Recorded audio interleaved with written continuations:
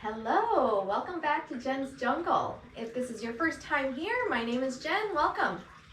Today I am hoping to cut this leaf off the mother plant of my Monstera Albo. I'm hoping that the roots that I've been air layering since about the end of November is ready. I think it's ready because it was looking good the last time I checked about a week ago. With me, I have two different size pots. I have a 6-inch and a 4-inch pot. I'm hoping that I'll be able to use this 4-inch pot rather than the bigger one.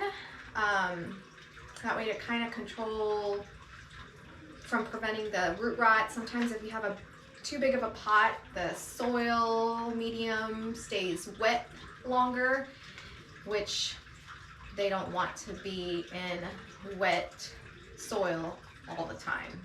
So I'm hoping that it'll fit in this smaller one. That way it'll dry out a little bit faster. And I like using the clear pots because I can kind of see exactly if the soil is wet or dry. So I do like the clear ones. I also have my clippers, my shears that I already cleaned off. I have soil, regular potting soil. I have perlite, and then I have coarse orchid bark, and then I also have charcoal, and I will also be adding, these are just eggshells. I let them dry out whenever I cook with eggs. I let them dry out because they make really good fertilizer. So what I like to do, I remember my mom doing this when I was little and she had lots of plants, and she would always get the eggs, crush them up and sprinkle them on top of the soil. But I want to really crush it and actually mix it into the soil so that it's inside, and they are coarse, so I think it adds a little extra aeration in the soil, also the soil medium. So I will be crushing that up and including that into the soil mix and give the plant some extra calcium and minerals and all that good stuff. So I am going to unwrap the soil and then, or unwrap this this plant here, this cutting, and I will show you guys what the roots look like. This was right here. This part right here was the aerial root. So that is the original root, the aerial root. And all this here are the roots that has formed since the end of November. So it's super long. Very happy about that. Lots of little, I guess they're called secondary roots that's forming, all the little ones there. So gosh, that grew quite a bit actually. I'm really happy about that. So all that roots came from this little section here, this little, I don't know, 2-inch aerial root. All that beautiful roots. So definitely ready for potting up. So now I am going to cut her off here. She also has, there's her bud coming out. Very beautiful. Beautiful variegation, and it looks like the new leaf is going to have nice variegation as well. So let me go ahead and cut her from the mama leaf. Okay, so here's the cutting I'm going to be taking from the mama plant. She's got that nice bud. And then all the roots that stemmed off from this aerial root. She's got lots and lots of roots. Definitely ready. So I am going to be cutting right about there. Always get nervous. No matter how many times I do this, I still get nervous about cutting the stem. Okay. Cut it right. I think right here is going to be good.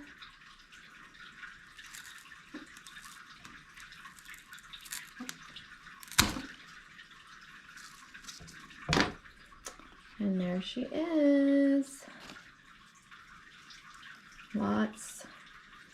Lots of roots. Nice. This one did really good with the air layering. I just air layered in perlite, or not perlite, sphagnum moss. And if you guys want to see how I did that, look back in my several videos ago about how I did that. All right, time to soil. Actually, I'm going to let this one dry out for about an hour. Just let this cutting kind of callus over. I've got my candle, my tea light, burning right there. That way I can cap off the end.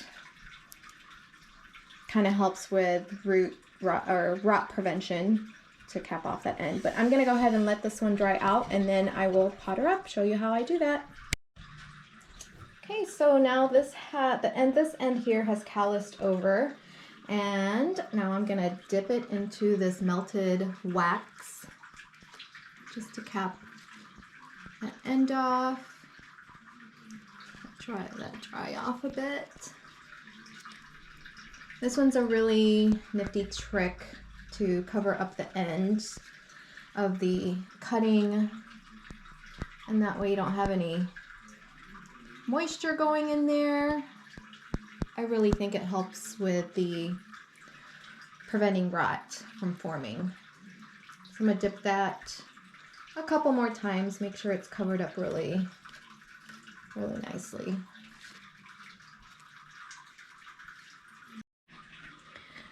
I'm going to show you guys how I crush these eggshells up. I just, again, let them dry out, and then I put them in a baggie, crush them up really good.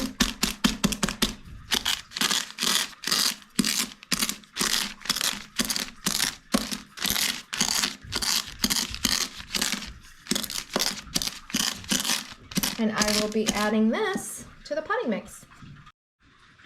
So the potting mix here, like I said, I have regular potting soil, orchid bark, got perlite, and then I've got charcoal in here.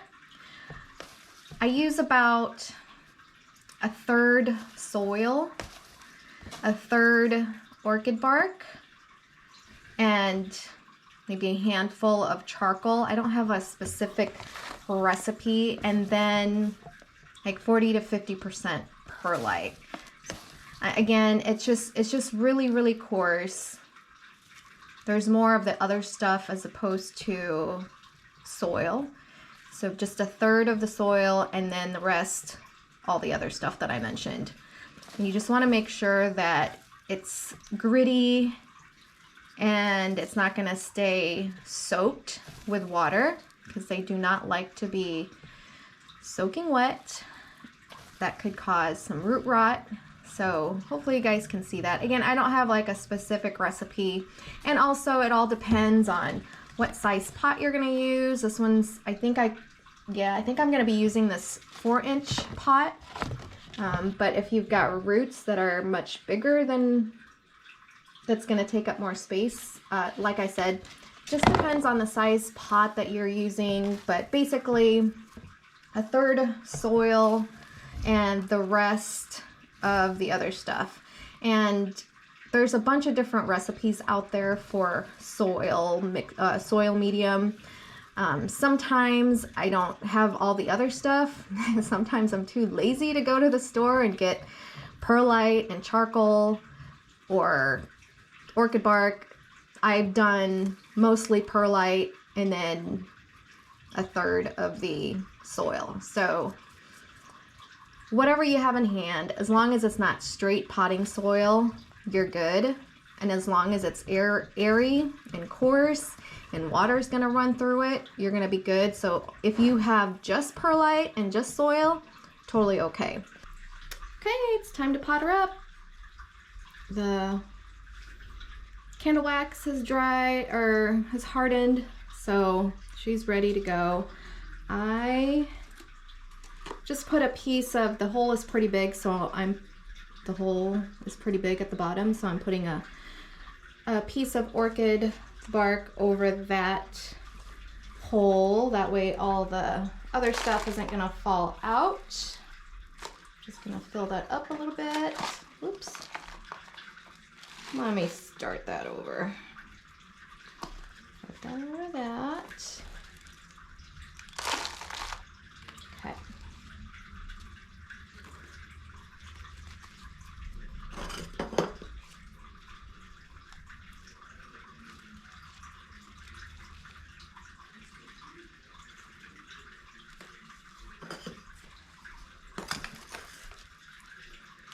And just fill her up, and that is pretty much it, you guys. Another baby ready to go to her new plant parent. Always sad to see these babies go. You kind of get attached, but that's okay. Kind of shake that up a little bit, that way make sure it's filled up.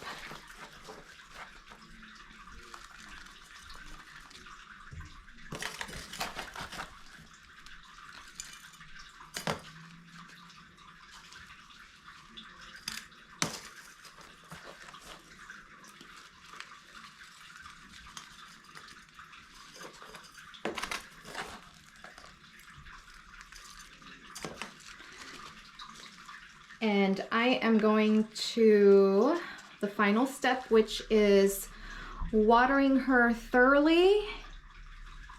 And like I said, the clear pots are so nice because you can tell when the soil is dry or wet. There's no guessing game.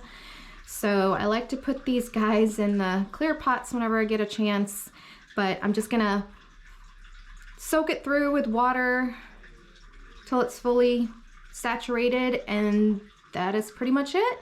And when I see that the soil is just about dry, right about here, then I'm gonna re-water her again. But maybe in like 10 to 14 days, I'll probably re-water her again. But that is it.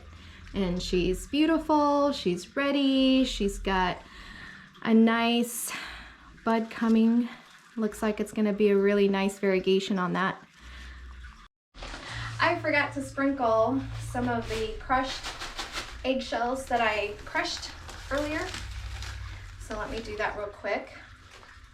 I'm gonna kind of pull the soil back a little bit, that way I can get it in there. Mix it up a little bit in there.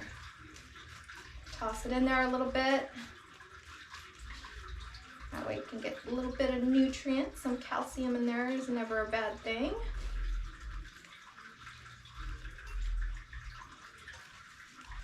All right, there you have it.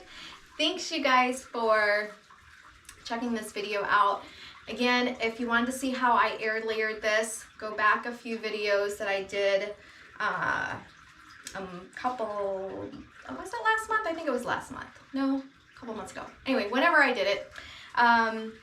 So yeah, check that out, see how I air layered it. This was quite the success. I'm excited for the new plant mom to get her. But until next time, like, share it, subscribe, and I'll see you guys next time.